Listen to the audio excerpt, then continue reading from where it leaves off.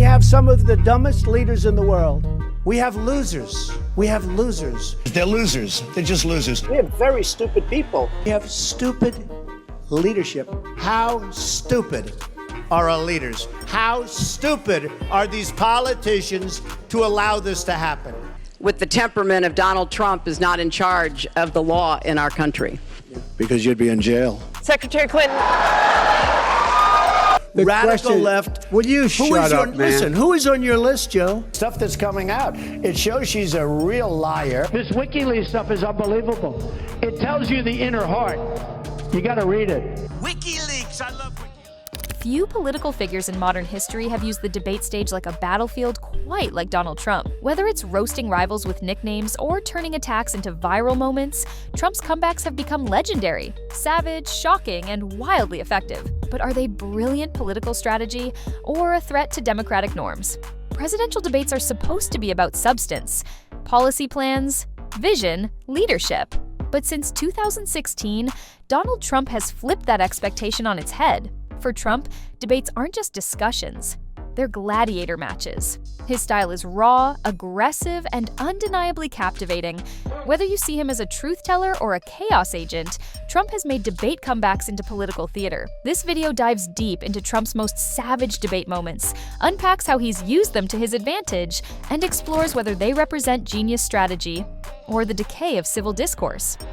From the moment Trump descended that golden escalator in 2015, critics questioned whether he was cut out for politics. He wasn't a senator, a general, or a governor.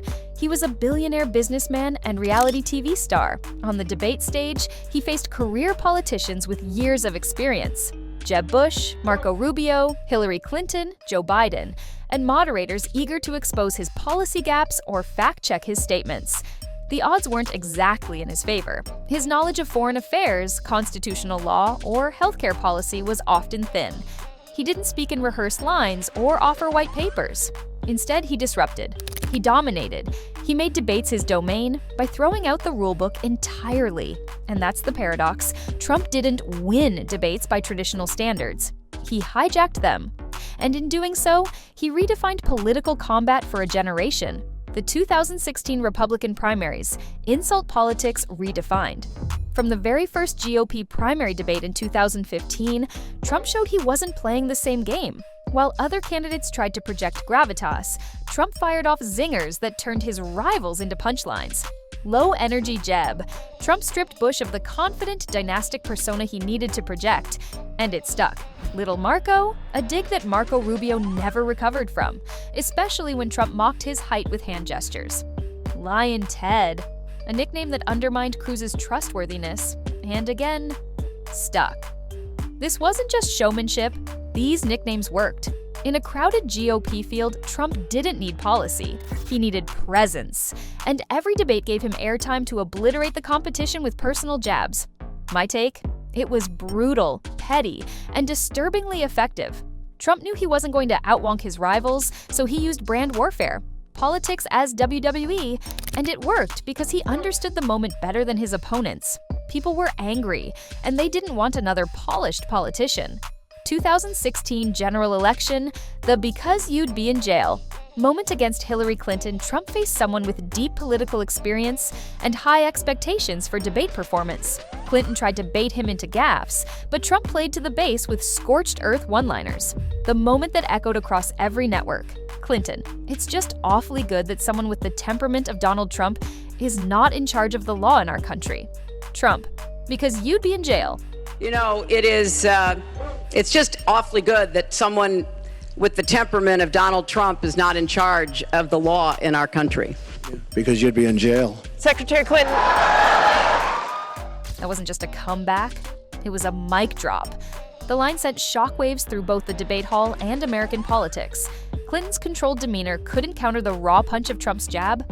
My take, that comeback summed up the Trump effect. No filter, no shame, just direct attacks that bypass the intellectual and go straight to the gut. It was populism wrapped in comedy and delivered like reality TV.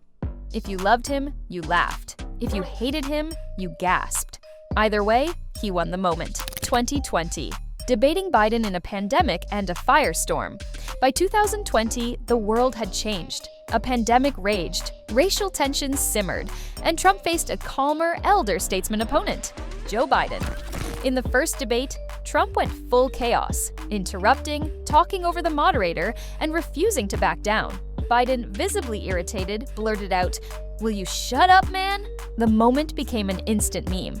The radical left. Will you shut up, man? Listen, who is on your list, Joe? Who's on your list? But the controversy peaked when Trump refused to clearly condemn white supremacists. When asked to disavow the Proud Boys, he said, "Proud Boys, stand back and stand by." Do you want to call them? What do you want to call them? Give me a name. Give me a White name. supremacists and Who would white you like me to condemn? White supremacists and right Proud Boys, stand back and stand by. But I'll tell you what. Somebody's got to do something about Antifa and the left, because this is not a right-wing problem. This is a left-wing. This is a left-wing problem. White supremacists. That phrase triggered nationwide backlash. Many saw it as a signal, not a condemnation, to a violent far-right group. My take? In 2020, Trump's debate tactics turned darker.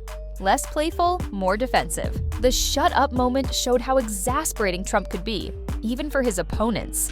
And the Proud Boys comment? That wasn't just savage, it was dangerous. 2024 against Kamala Harris. Fast forward to 2024. Trump is older, but arguably even more extreme. In a hypothetical debate with Kamala Harris, he doubled down on nativist rhetoric. In one bizarre moment, he claimed, "The immigrants coming in are so out of control, they're eating the pets of hardworking Americans." A lot of towns don't want to talk about it because they're so embarrassed by it. In Springfield, they're eating the dogs, the people that came in. They're eating the cats. They're eating the pets of the people that live there. And this is what's happening in our country, and it's a shame. It was false, it was inflammatory, and it was replayed on every major network. Despite the backlash, Trump refused to walk it back, framing criticism as woke outrage. My take? At this point, it's not about policy at all. It's shock and awe politics. Trump knows the media will chase every wild statement, and while pundits fact-check, his base hears only one thing. He says what others won't. Let's be honest, when people think of Trump's debate comebacks, this one tops the list. It was timed perfectly. It hit Clinton where she was most vulnerable, in the public perception that she represented a corrupt elite system. That line didn't just win a moment. It became a rallying cry for a movement. My take? It was savage, yes, but it also crystallized Trump's political style: dominance, showmanship, and weaponized language. For better or worse, that moment became the symbol of how debates changed, from discussions to blood sport.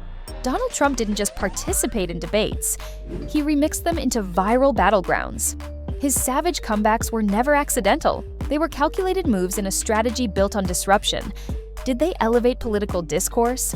Absolutely not. Did they energize millions of disaffected voters? Unquestionably. Trump's debate legacy is this: he proved that in the modern media age, it's not about what you say, it's about how hard you hit and how long people remember it. And love him or hate him, you remember. Now it's your turn. What was your favorite Trump debate moment? Did you laugh, cringe, cheer, or all of the above? Drop your thoughts in the comments. Don't forget to like this video, hit subscribe, and check out our playlist for more sharp takes on politics, celebrity, and the news stories shaping America. This was Trump's Savage Debate Moments, 2016 to present. Thanks for watching.